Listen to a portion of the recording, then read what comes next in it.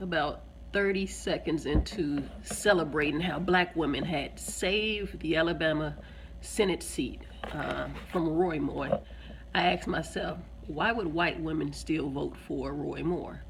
And I found my answer when I asked, would black women vote for Leroy Moore that did the same thing? And my response was, yes, they would. How do I know this? Think about our response to O.J. Simpson, to Bill Cosby. Think about how we think about Sierra because she's chosen someone that seems to be a pretty good guy from what I see on social media. R. Kelly, Chris Brown. I can go on with black men that have done similar things, and black women still support them in large numbers. Most of us like to use a mirror for grooming. It's rare that we truly want to look in that mirror to self-reflect. In fact, when our best friends that we've known since forever, our good cousins, when our sisters, our aunts, that co-worker that we confide in, that female co-worker, and sometimes even our moms, point the mirror in our face and say, hey, take a real look at this situation, we get upset, very upset with them. And women all the time choose the interests of men over the interests of women all the time, the same way that they did in Alabama with this Roy Moore situation. So that was, of course, a race issue in Alabama, but more importantly, or equally importantly, it was also a woman issue. And so one of the things I would say is that we defend sexism as women. We defend sexism.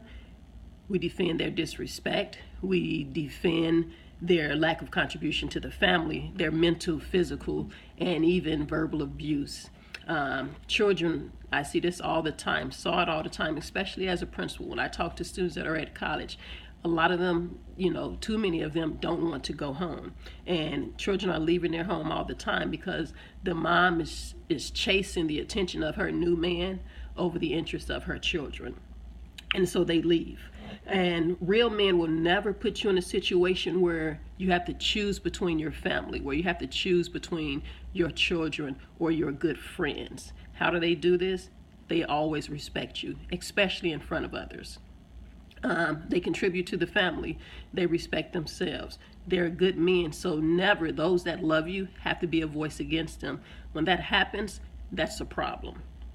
But we continue to make excuses on their behalf. And if you think about it, that's why a lot of women don't report issues. Because not only do we believe that men won't believe us, we also fear that women won't believe us as well.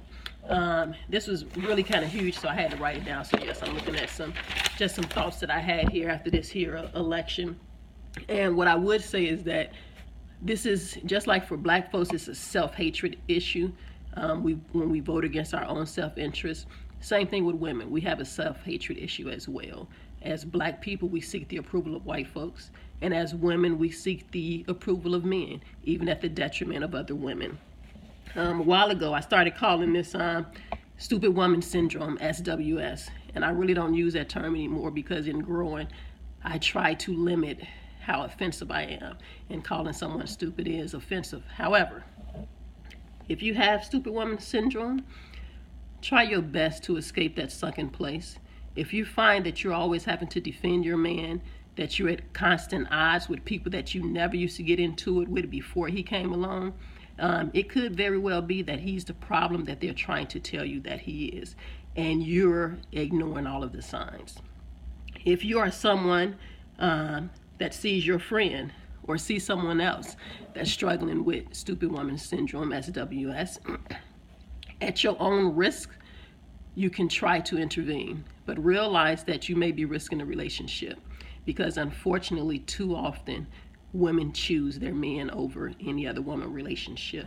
They will go hard, will go for a woman's head, but will protect the man that has just slapped the holy shit out of them.